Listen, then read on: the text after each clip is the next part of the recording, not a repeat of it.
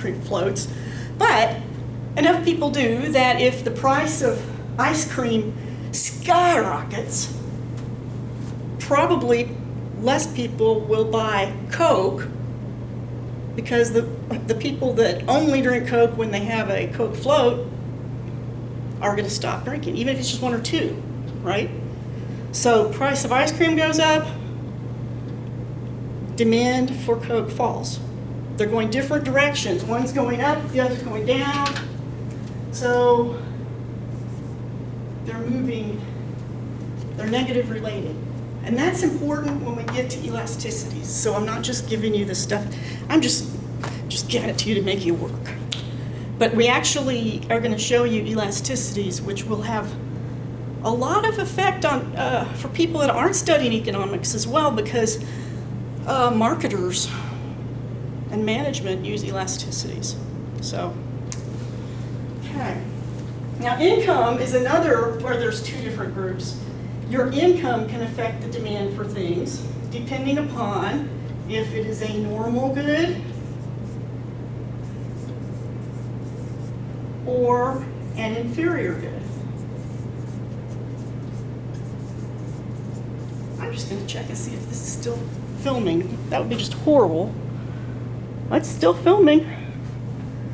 It would be horrible if I'm doing all this work in this hot classroom and it wasn't filming. Okay. Income, normal good, inferior good. Some things are inferior, some things are normal, and luxury goods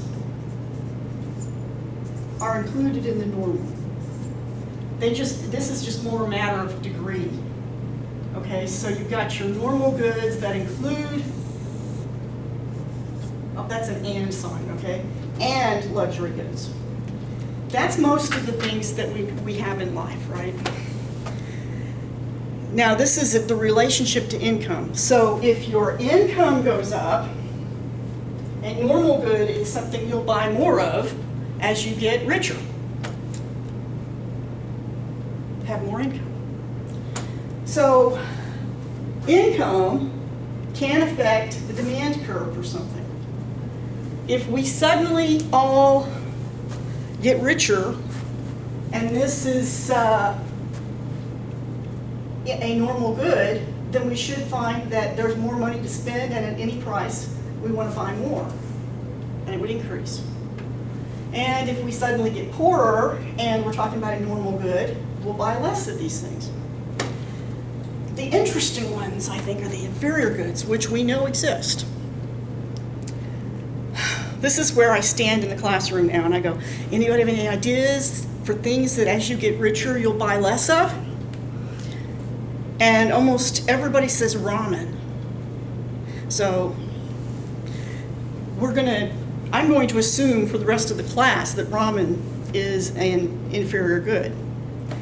So as you get richer, you buy less of these and more of these. So as this one goes up, and this one falls. So there is a positive relationship between income and normal and luxury goods, and a negative relationship with inferior goods. Oh, I can think of some inferior goods. When I was working on my master's in Carbondale,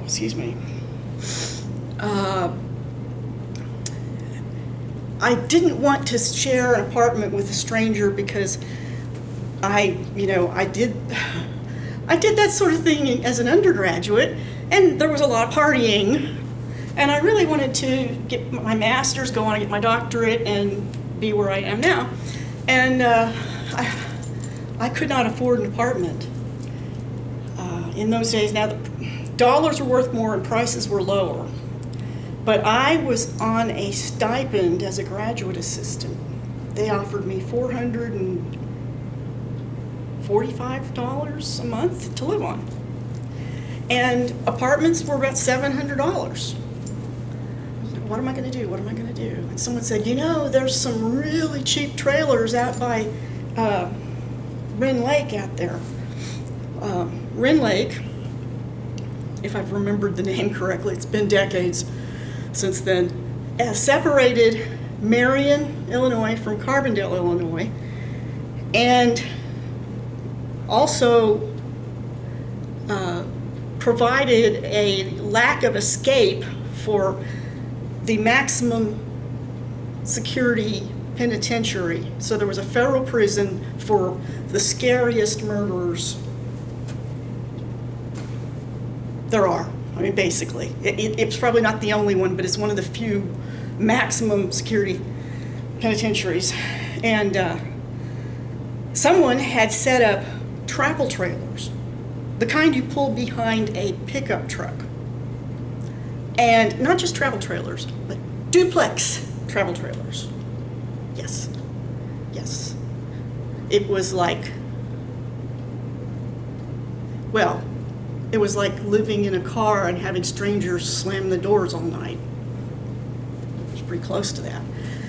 But I could stay for about $120 a month. Yay! So that is definitely an inferior good.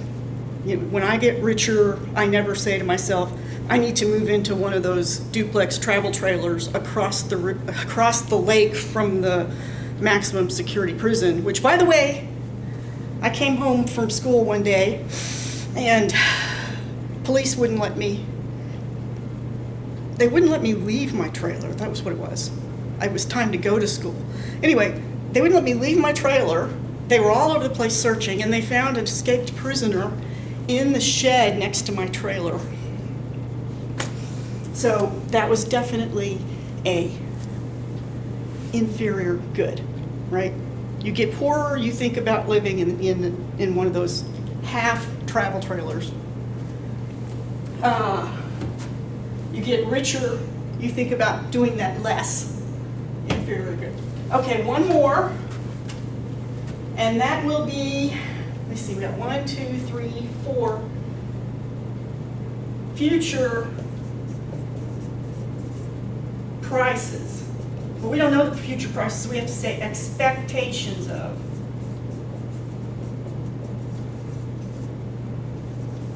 So what we expect future prices to be.